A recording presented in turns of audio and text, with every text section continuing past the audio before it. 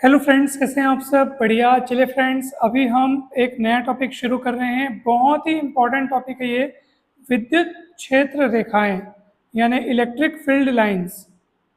दोस्तों, पहले हम इसका डेफिनेशन समझेंगे, उसके बाद चित्रों के माध्यम से हम इनकी प्रॉपर्टीज अर्थात इनके गुणों को देखेंगे। तो विद्युत क्षेत्र रेखा क्या होता है? देखो, अब जैसे कि यहाँ पे आप देख सकते हैं प्लस क्यू आवेश है, ठीक है। अब इस प्लस क्यू आवेश के विद्युत क्षेत्र के अंतर्गत, इसके विद्युत क्षेत्र में मान लीजिए मैं कोई दूसरा आवेश रख दिया, ठीक है। चलिए मैं रख दिया यहाँ पे क्यू जीरो आवेश। तब ये बहुत ही सामान्य सी बात है कि ये आवेश उसको क्या करेगा, प्रतिकर्षित करेगा, क्योंकि ये भी धनावेश है और वो भी धनावेश है। तो ये उसको प्रतिकर्षित करेगा। प्रतिकर्षित करेगा तो क्या होगा, ये दूर जाएगा, ये दूर जाएगा। तो जब ये दूर जाएगा तो जिस रास्ते से चल के जाएगा, जिस रास्ते को ये फॉलो करेगा, वही रास्ता कहलाता है विद्युत क्षेत्र रेखा। कितना सरल सा डेफिनेशन है दोस्तों। अब इसी को हम लोग थोड़ा जमा के बोलते हैं कि देखो, विद्युत क्षेत्र में कोई एकांक धनावेश जिस मार्ग का अनुसरण करता है, जिस मार्ग पर वो चलता है, जिस मार्ग का अनुसरण करता है, बस वही मार्ग कहलाता है विद्युत क्षेत्र रेखा। भाई सीधी सी बात है, ये भी धनावेश है, ये भी धनावेश है। जैसे ही वो उस प्रतिकर्षण बल लगा करके उसको दूर भेजेगा, तो वो जिस रास्ते से चल के जाएगा, बस वही मार्ग कहलाएगा विद्युत क्षेत्र रेखा। अगर देखो, किताब में भी इसका 2-3 अलग अलग डेफिनेशन दिया गया है, आपको जो सबसे सरल लगे वही आप लिखिएगा। तो सबसे सरल परिभाषा यही है कि विद्युत क्षेत्र में एकांक धनावेश जिस मार्ग पर गमन करता है, जिस मार्ग पर चलता है, किसके प्रभाव में? विद्युत क्षेत्र के प्रभाव में। वो जिस मार्ग पर चलता है, जिस मार्ग पर गमन करता है, वही मार्ग कहलाता है विद्युत क्षेत्र रेखा। दूसरे डेफिनेशन सुनो, विद्युत क्षेत्र रेखा विद्युत क्षेत्र में खींचा गया वह काल्पनिक व निष्कोण वक्र है जिस पर एकांक धनावेश गमन कर सकता है। ठीक है, काल्पनिक और निष्कोण वक्र बोलने का मतलब यह है कि रेखा कोई सच में नहीं खींचना है, बस वो एक रास्ता है जिस रास्ते पर वो चल रहा है, इसलिए काल्पनिक वक्र है। निष्कोण मतलब कभी भी विद्युत रेखा आपको ऐसे नहीं मिलेगा, ऐसे मुड़ा उड़ा नहीं मिलेगा, ऐसे उनके बीच एंगल वेंगल नहीं बनेगा, वो सीधा सीधा होगा, या अगर मुड़ा भी होगा तो ये देखो, ये इस तरीके से मुड़ेगा, कोई एंगल नहीं बना है। यानी कि ये जो मुड़ा है, ये ऐसे नहीं मुड़ा है, ऐसे करके नहीं मुड़ा है, ऐसे कोण बनाते हुए नहीं मुड़ा है, एकदम स्मूथली मुड़ा है, एकदम लचीले टाइप में मुड़ा है। तो ये ये निष्कोण वक्र कहलाता है। तो काल्पनिक और निष्कोण वक्र है विद्युत क्षेत्र रेखा। पहले इसको विद्युत बल रेखा भी बोलते थे, लेकिन अब इसको हम विद्युत क्षेत्र रेखा बोलते हैं दोस्तों। आइए अब इसके कुछ गुण देखते हैं। सबसे पहला गुण तो यह है कि विद्युत क्षेत्र रेखाएं हमेशा धनावेश से शुरू होकर के ऋणावेश में समाप्त हो जाती हैं। देखो, धनावेश से शुरू हो रही है, ऋणावेश में समाप्त, ठीक है। यानी हमेशा ये धनावेश से निकलती हुई दिखेंगी और ऋणावेश पे पहुंचती हुई दिखेंगी। अगर मान लो किसी जगह पे सिर्फ धनावेश रखा हुआ है, सिर्फ धनावेश रखा हुआ है, तो विद्युत क्षेत्र रेखाएं यहाँ से निकलती हुई अनंत की ओर जाती है। अनंत मतलब कोई कोई इसका अंतिम किनारा नहीं है, यहाँ से बस निकलती हुई दिखाई देगी। और मान लीजिए कि यदि कहीं पे किसी स्थान पर ऋणावेश रखा हुआ है, सिर्फ ऋणावेश रखा हुआ है, तो विद्युत क्षेत्र रेखाएं अनंत से चलकर यहाँ तक आती हुई दिखती हैं। तीर का निशान इस तरफ दिखेगा ऋणावेश के केस में, और धनावेश के केस में तीर का निशान बाहर की तरफ दिखेगा, आप देख सकते हैं। ठीक, तो ये भी एक गुण हुआ। दूसरा गुण है, मतलब पहला गुण तो ये हुआ, पहला गुण ये हुआ कि धनावेश से निकल करके ऋणावेश में समाप्त हो जाती है। दूसरा ये हो गया है ना, दूसरा ये, और तीसरा इसको बोल दो, ठीक है। अब एक और चीज देखिए फ्रेंड्स, विद्युत क्षेत्र रेखा मतलब पॉइंट्स का नाम आप अपने हिसाब से लिखिएगा, किताब को एक बार देख करके। मेरे मन में जो जो कंसेप्ट आते जा रहे हैं वो मैं आपको बताते जा रहा हूँ। और एक और प्रॉपर्टी है कि विद्युत क्षेत्र रेखाएं सदैव चालक के लंबवत निकलती है, याद रखिएगा, हमेशा 90 अंश का कोण बनाते हुए। ये देखो, ये 90 अंश का कोण बन रहा है। चालक का जो पृष्ठ है, चालक का जो तल है और विद्युत क्षेत्र रेखा, उनके बीच 90 अंश का कोण बनेगा, हमेशा याद रखिएगा। ये देखिए, यहाँ पे भी 90 अंश का बना है, भले आपको परफेक्ट नहीं दिखाई दे रहा है, हाथ से चित्र बनाए, हाथ से चित्र बना इसलिए थोड़ा उतना परफेक्शन आया नहीं है, लेकिन ये हमेशा 90 अंश के कोण पर ही निकलती हैं, तो ये भी एक गुण हुआ। अगला गुण ये होगा कि विद्युत क्षेत्र रेखा कभी भी चालक के अंदर प्रवेश नहीं करती। अब जैसे मान लो यहाँ कोई चालक है, तो विद्युत क्षेत्र रेखा कभी भी अंदर नहीं होती है, हमेशा उसके बाहर होती है, पृष्ठ से ही निकलेगी, याद रखिएगा। अगर ये धनावेशित है तो हमेशा पृष्ठ से निकलेगी, और ऋणावेशित है तो पृष्ठ तक आएगी। प्लस में निकलना, माइनस में आना, ऐसे होता है। लेकिन अंदर कोई रेखा नहीं जाएगी, अंदर में नहीं, कुछ नहीं होता, इसलिए अंदर विद्युत क्षेत्र की तीव्रता शून्य होती है, याद रखिएगा। किसी भी चालक के अंदर, ठीक है, विद्युत क्षेत्र की तीव्रता शून्य होती है। विद्युत क्षेत्र की तीव्रता शून्य क्यों होती है किसी चालक के अंदर? क्योंकि विद्युत क्षेत्र रेखा ही नहीं होती, ठीक है। तो ये चीज एक और प्रॉपर्टी के रूप में आप लोग याद रखिएगा। तो बहुत सारी प्रॉपर्टीज है, आइए देखते हैं एक और प्रॉपर्टी, ठीक है। देखो, अब ये विद्युत क्षेत्र रेखाएं इस चित्र में आपको दिखाई दे रही है, ठीक है। ये जो विद्युत क्षेत्र रेखा आप देख रहे हैं ना, ये एक रास्ता है जिस पर एकांक धनावेश गमन करेगा, जिस पर एकांक धनावेश चलेगा। अब भाई मान लीजिए यहाँ पे एकांक धनावेश मैंने रखा Q0, ठीक है। अब ये धनावेश उस पर बल लगाएगा। अब बल लगाएगा तो क्या होगा, ये दूर जाएगा, दूर जाएगा तो जिस रास्ते से जाएगा बस वही बल, मतलब विद्युत क्षेत्र रेखा है, ठीक है। जिस रास्ते से जाएगा वही विद्युत क्षेत्र रेखा है दोस्तों। अच्छा, एक और बात, मान लो मैंने यहाँ पे एकांक धनावेश बनाया है। अब मुझे पता करना है भाई, ये भी प्लस है, ये भी प्लस है, तो ये उसको प्रतिकर्षित करेगा, बल लगा के दूर ढकेलेगा, ठीक है।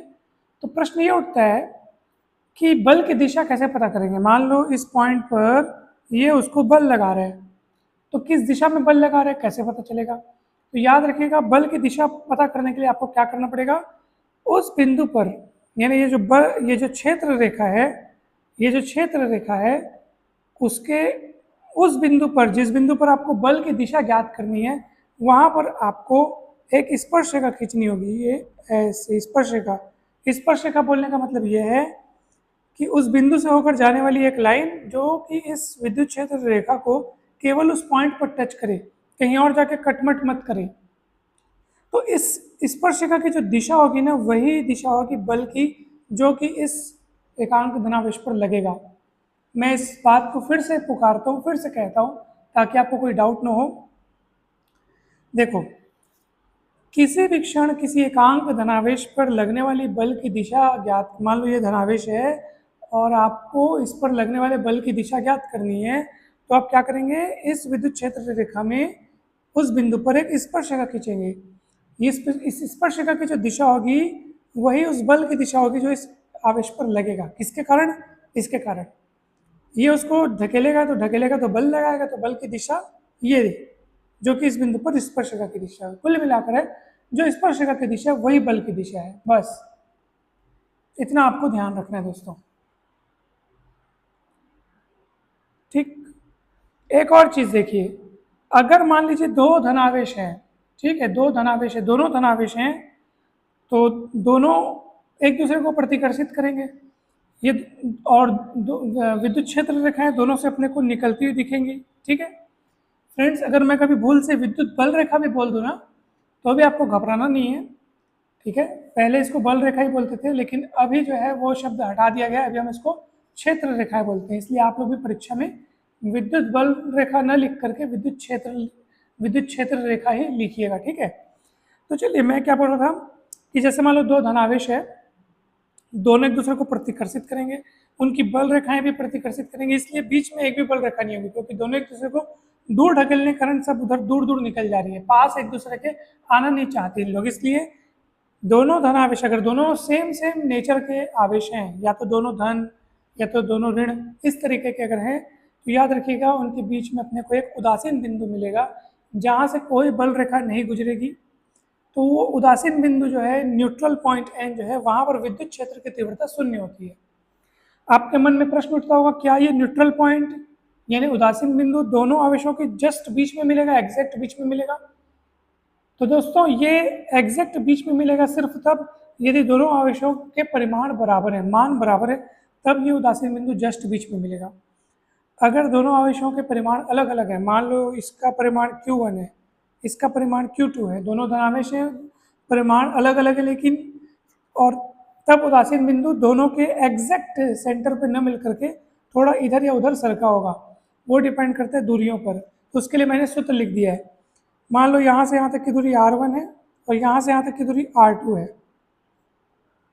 तो उदासीन बिंदु की स्थिति यहाँ से अपने को पता चल जाएगी। या यूँ समझिए कि तब आवेशों का परिमाण और उदासीन बिंदु की इन आवेशों से जो दूरी है उसके बीच में ये रिलेशन होता है।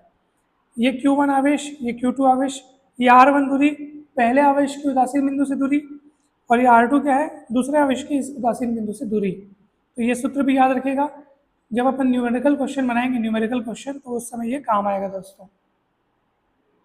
ठीक है,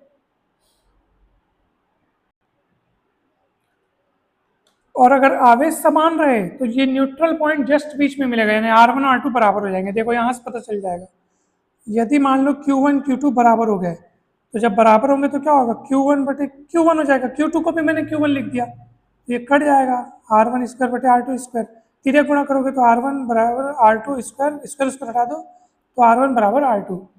यानी अगर आवेशों के परिमाण समान है और दोनों सेम नेचर के चार्जेस है, तो उदासीन बिंदु जस्ट बीच में होगा दोस्तों।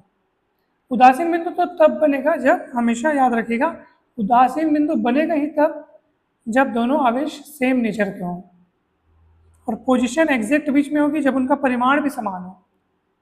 और अगर परिमाण अलग अलग हो तो उदासीन बिंदु की पोजीशन जो है दूरी पर डिपेंड होगी, और वो इस सूत्र से अपने को मिलेगा। किसी भी समय किसी धनावेश पर बल लगने वाले बल की दिशा क्या होगी, उस बिंदु पर आप स्पर्श रेखा खींचेंगे, बस वही बल की दिशा होगी। चलिए एक और गुण देखते हैं जो कि बहुत इंपॉर्टेंट गुण है। दो क्षेत्र रेखाएं, दो विद्युत क्षेत्र रेखाएं एक दूसरे को कभी नहीं काटती, क्यों? बहुत इंपॉर्टेंट क्वेश्चन है। चलिए देखते हैं अगर काटेंगी तो क्या होगा। मान लीजिए ये प्लस क्यू आवेश है, ये माइनस क्यू आवेश है, और ये, ठीक है, ये विद्युत क्षेत्र रेखा, ये दूसरी विद्युत क्षेत्र रेखा, ये और रेखा। अब मान लो दो विद्युत क्षेत्र रेखाएं कट करी हैं एक दूसरे को, ठीक है, चलो ये ऐसे कट कर दिया, ऐसे मैंने अपने मन से बनाया है चित्र, और यहाँ कट कर दिया। अब क्या होगा बताइए। अब जो कटान बिंदु बना है वहां पर आप दो स्पर्शरेखा खींच सकते हो, एक तो इस वक्र के कारण और एक तो इस वक्र के कारण। स्पर्शरेखा मतलब उस वक्र को छूती हुई, उस बिंदु से छूती हुई रेखा। तो स्पर्शरेखा की कितनी दिशाएं मिल रही? दो दिशाएं मिल रही हैं। और मैं आपको बताया हूँ पिछले पेज में कि जो स्पर्शरेखा की दिशा होती है वही बल की दिशा होती है, यानी बल की दिशाएं दो हो गई।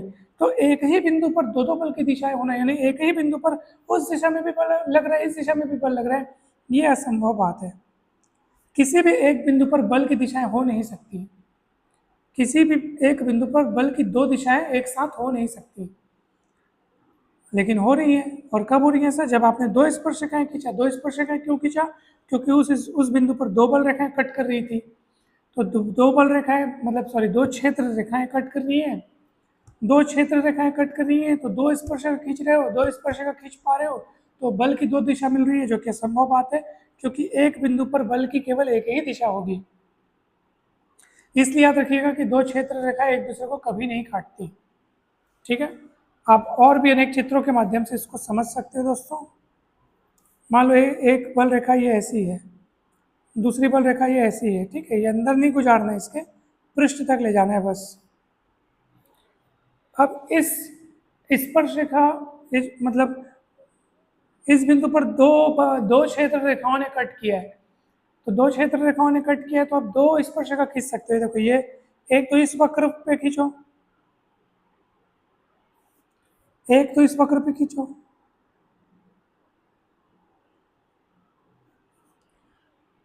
तो स्पर्शरेखा दो तो खींच ली और दोनों स्पर्शरेखाएं दो बलों की दिशा को दर्शाएंगी। एक ही बिंदु पर इस दिशा में भी बल और इस दिशा में भी बल, यानी अगर मैं यहाँ पे एकांक धनावेश रखूंगा तो वो इस दिशा में भी बल महसूस करेगा, इस दिशा में भी महसूस करेगा, तो कंफ्यूज हो जाएगा, भैया मेरे को इधर जाना है कि उधर जाना है। और ये पहली बात तो ये पॉसिबल ही नहीं है, किसी भी बिंदु पर बल की दो दिशाएं हो ही नहीं सकती, बल की एक ही दिशा होगी। और बल की एक ही दिशा सिर्फ तभी होगी जब स्पर्शरेखा भी एक ही होगी, और स्पर्शरेखा एक ही सिर्फ तब होगी जब बिंदु मतलब उस लाइन से उस बिंदु से एक ही क्षेत्र रेखा जब गुजरेगी, उस बिंदु से एक ही क्षेत्र रेखा जब गुजरेगी तभी एक ही स्पर्शरेखा बनेगी और एक ही दिशा में बल लगेगा। इसलिए याद रखिएगा, दो क्षेत्र रेखाएं एक दूसरे को कभी नहीं काटती। और एक प्रॉपर्टी याद रखिएगा, जहां विद्युत क्षेत्र रेखाएं एकदम पास पास घनी दिखें, एकदम पास पास घनी दिखे जहां विद्युत क्षेत्र रेखाएं, वो वहां पे इलेक्ट्रिक फील्ड एकदम स्ट्रांग होता है, समझ जाना। वहाँ विद्युत क्षेत्र की तीव्रता बहुत स्ट्रांग होती है। और जहाँ पे विद्युत क्षेत्र रेखा एकदम दूर दूर दिखे, वहाँ विद्युत क्षेत्र कमजोर होता है, विद्युत क्षेत्र की तीव्रता कम होती है। और जहाँ पर विद्युत क्षेत्र रेखाएं एक दूसरे के एकदम समांतर दिखे, ये देखो, वहाँ विद्युत क्षेत्र एक समान होता है, यानी प्रत्येक बिंदु पर विद्युत क्षेत्र की तीव्रता समान होती है। और जहाँ विद्युत क्षेत्र रेखाएं आपको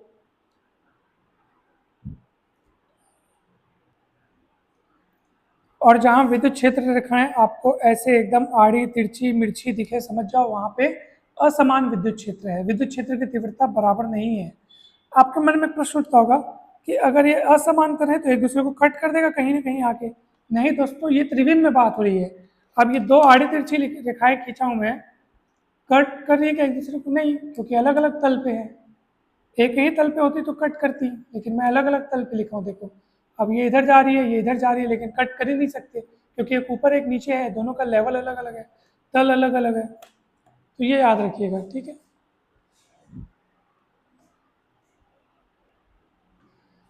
फ्रेंड्स, विद्युत क्षेत्र रेखाओं के उपयोग भी याद रखिएगा कि सबसे पहली बात तो विद्युत क्षेत्र रेखाओं की मदद से आप किसी भी बिंदु पर लगने वाले बल की दिशा प्राप्त कर सकते हैं, विद्युत क्षेत्र की जानकारी प्राप्त कर सकते हैं, विद्युत क्षेत्र की प्रबलता प्राप्त कर सकते हैं कि वो भैया स्ट्रांग है कि वीक फील्ड है, क्षेत्र समान है कि असमान है वो भी आप अच्छे से जान सकते हैं विद्युत क्षेत्र रेखाओं की मदद से, ठीक है। तो ये सारे उपयोग आप लोग याद रखिएगा।